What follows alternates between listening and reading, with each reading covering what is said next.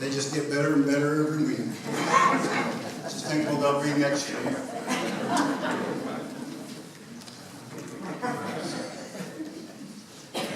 Oh, shoot. Well, is everybody's brackets all still where they thought they'd be? No, you know why? Because it goes right to this sermon today. Yesterday was one of those days that I couldn't really focus on this, because it's focused on a lot of different things. Jan came and got me and said, let's change the office a little bit so that you can be more efficient here. So we added another monitor and did some other stuff, and before I know it, that I've got my laptop, I've got 2 monitors, I've got my iPad sitting there, and I'm watching Cardinals game on one. I've got a Word document up someplace, I don't know where it's at, but you know how it goes. Time just sort of got away from me. So, I was trying to think that today's sermon is all about time, and I ended up with about 10 pages, but I don't think I can memorize 10 pages, so that's kind of a problem. This is one of them sermons that would be better off read to you, but I'm not going to do that. I'll give you a break on that one anyway. We are infatuated with time, and the reason that I mentioned the aspect of time in the NCAA is because that game only lasts this long. That when it's over, and when you're out of time, you're out of time. And we Americans in particular are fascinated by time. And if I was to ask you, about time in particular, about how old you are, you would know that we count years. But if you didn't know how old you are, how old would you be? For some of us, we go this way, and for some of us, we go back this way. But the idea of keeping track with calendars and times, that we have always marked the periods of the calendars, not so much with days, with time that the first guy ever took a sharp piece of rock and notched, a piece of wood and count or put it on a rock, that this was another rock, that was one day. I woke up yesterday morning and did the same thing, and so maybe I better start keeping track of how many days I do this. Time's an interesting phenomenon because it only lasts a certain long time. Einstein came up with a theory of relativity about time that says time doesn't matter because time is only measured by the speed that you're going. And nothing changes. And what's relative about it is that how fast you're going depends on how fast you're moving. So if you're on the planet and it's spinning this way and it's going pretty fast time, and then you want to know how fast something's moving with respect to you, you have to get back a little bit and look at the clouds, and it gets very, very confusing after a while. And then we come along with the other theories of time and time travel and whatever, and if you could go faster than the speed of light, which Einstein said you can't do that. He never talked to Spock, though, who asked Scotty to give him warp 10. So you could actually get there before you took off. The reason is this time thing is so important is because the Bible thinks that time is important. And if the Bible thinks that time is important, then I consider it important.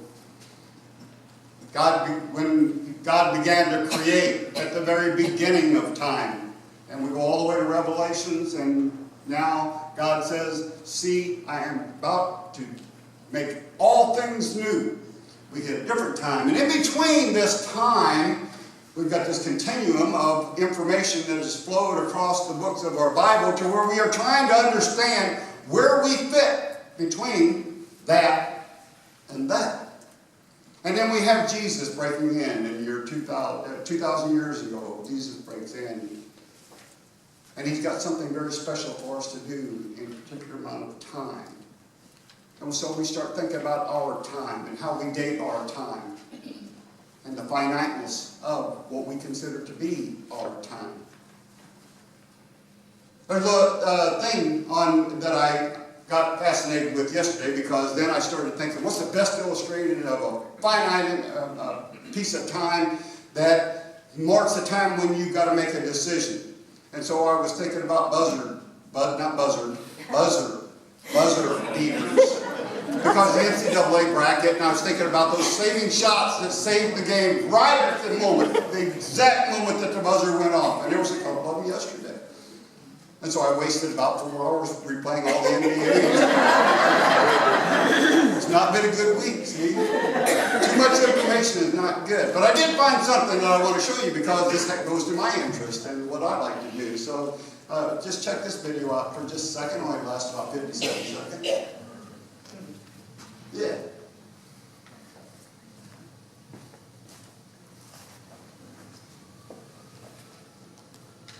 "7:47, rumbling down the airport in London, Heathrow. Eventually it has to get to a speed of about 170 miles an hour or so, depending on how heavy it is. And when it gets to that speed, it can rotate the nose, pull the nose off the ground. It still can't fly, but it can pull the nose off the ground. And this is a critical moment. Because the pilot has to decide right now, do I continue the track that I'm on, or do I change my mind? Do I have enough of what it takes to get off the runway, which is ending, by the way, very shortly? Is everything just the way and in place the way that it needs to be? This is the point of no return that pilots talk about. Pulling the nose up is one thing. It won't fly with the nose up, but it changes the angle of attack, increases the lift. And so if he can get the nose up, lift increases, and all of a sudden you start to feel that pit in the bottom of your stomach as it... Boy, that's a rush too, I gotta tell you. It really is. Jesus said, unless a grain falls into the ground and dies, it stays just a grain. But if it does, it'll bear much fruit. Lots of fruit. Some Greeks have come hearing about Jesus, and where we've been is, what did they hear about? What did they hear? And so we wonder two things about it. Did Jesus ever answer them? Did Jesus ever see them? And what was it that drew them to come and want to talk with Jesus? And so we start looking back in John, where John came from, and the time. Jesus went, it's John chapter 1. In the fullness of time, God sent His Word. And the Word was with God, and the Word was God. And this Word was baptized by John the Baptist. And as soon as his baptism was taking place, then the next story that we see, he's in Cana. And what's he tell his mother? It's not my time. It's not my time. And she tells the wine steward, just do what he says. And we move right from this miracle in Cana, that he comes back to Jerusalem, and 3 weeks ago, Jesus goes into the temple and upsets it, turns the tables of the money changers over, drives out the cattle and sheep. And that night, Nicodemus comes to Jesus and says, what's going on? How can these things be? And Jesus tells John something that he wasn't prepared for. Two things. First, that he has to be born again. Secondly, that God sent him into the world. God loved the world so much that he sent me, his only Son. Whoever believes in me will not perish but have life everlasting. God sent me into the world not to judge the world, but through me the world might be saved. And Nicodemus once more says, how can these things be? And Jesus immediately gathers his disciples and takes them to Samaria, to Sychar, and sees the woman at the well, to a place that he would never go. He said, I'm going to show you how this works, guys. I'm going to show you how it works. It has nothing to do with what we talk about. It has everything to do with our relationship with people. How we relate to other people. Particularly the Samaritans. The ones we hate. You remember those? The ones that we don't talk to? The ones we despise? And we're going to give a woman, of all things, her due. Jesus models discipleship for us. It says that God sent His Son into the world to save the world. The world. Everyone. And it includes those people on the outside. And now the disciples are probably asking themselves, how can this be? And the next thing we know, we find Jesus back in Jerusalem. And major things are happening again. This is 12th chapter of John, begins at verse 20, what was read for you this morning, and it talks about Jesus and the grain, the Greeks that went to show up. What you didn't read was 19, John 19, which says, "So the Pharisees said to one another, 'You see that you are not doing any good. Look, the world that he came to save has gone after him.'" And now we start off again. The Greeks represent the world that has gone after him. They may have been proselytes, Jews, converted Jews. They come to the festival, to the Passover, to worship, is what we're told. There's something about this person and the way he goes about business that is so attractive that people can't take their eyes off of it. And they say, Jesus, he goes, they see Philip, and in John's Gospel, who was the first disciple that was called? Philip. Philip has a Greek-sounding name. There's probably a reason that they came to see Philip. But they want to see Jesus. They want to see and talk to him. Perhaps they're just seekers. We may have some of them come see us. What do we show them? They come looking for Jesus. What do we show them? Jesus said, if you want to follow me, that here's the way that it's going to work. You have to be like this grain of wheat that falls into the ground. It's going to bear much fruit. In John's Gospel, one of the things that Jesus wants to make everybody to know for sure is that in this section right here, we're getting atonement theology. That we know that John will call Jesus the Lamb of God that takes away the sins of the world. And we know that he will use words like ransom and sacrifice.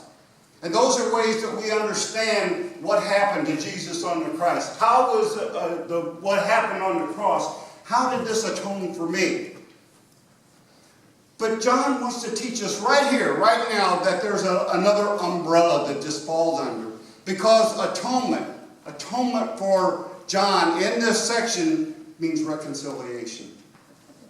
Reconciliation. That in this moment, in this idea of what's going on with the cross, that we are reconciled to God through the work on the cross. And that's real important.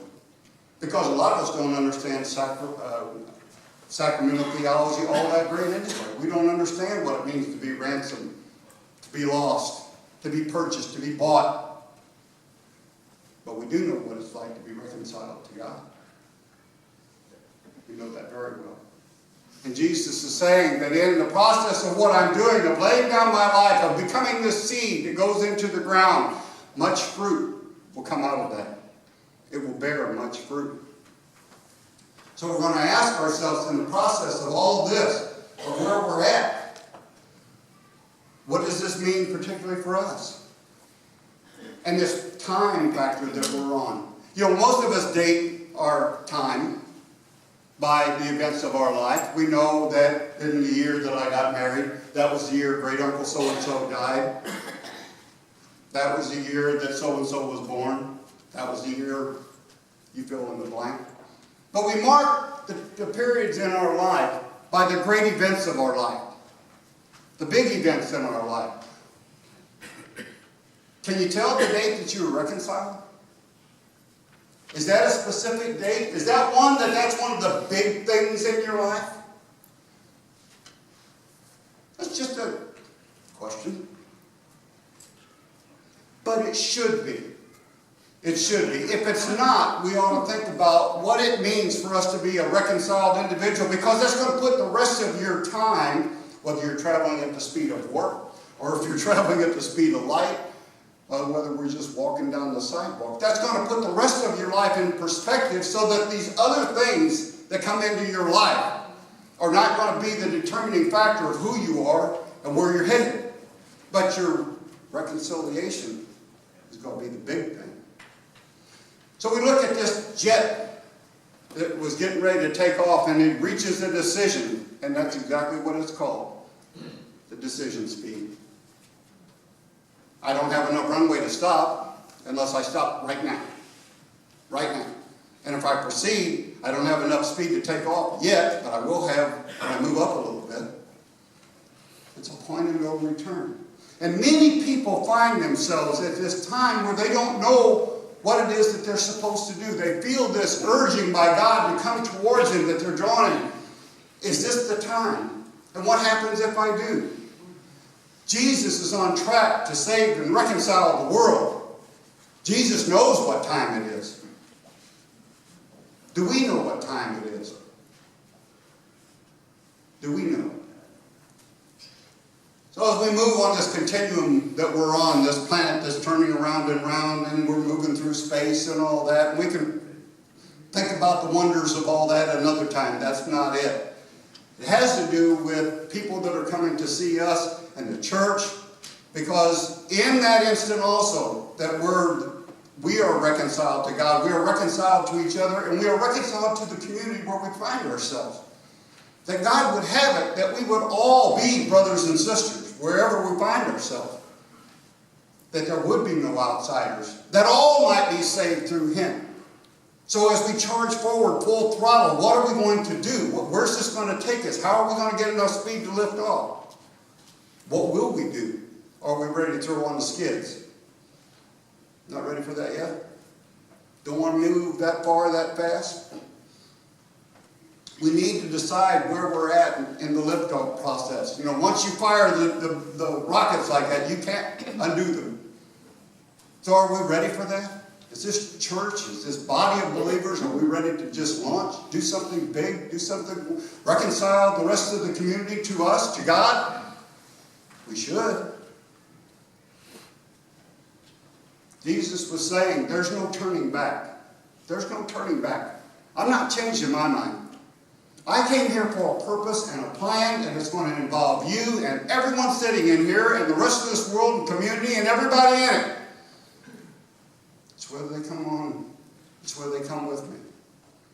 Jesus is showing the Greeks and His disciples and the Pharisees and the Romans and everybody else that would look and listen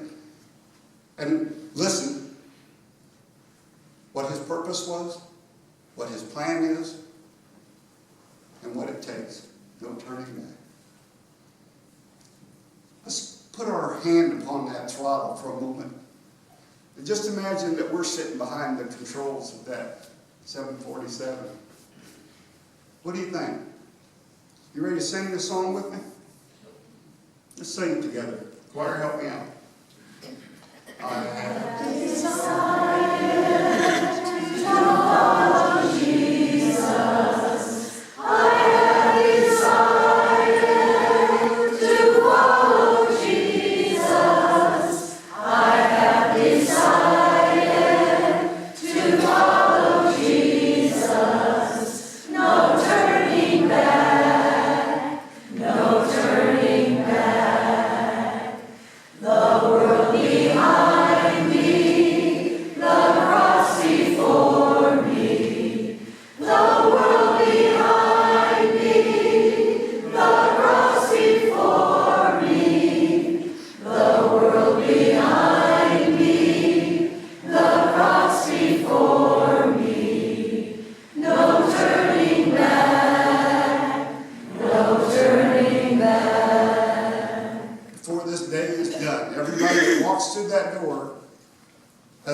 Should know that they're reconciled with God. Everyone should. And if that's not you, then you come and talk to me. Thank you.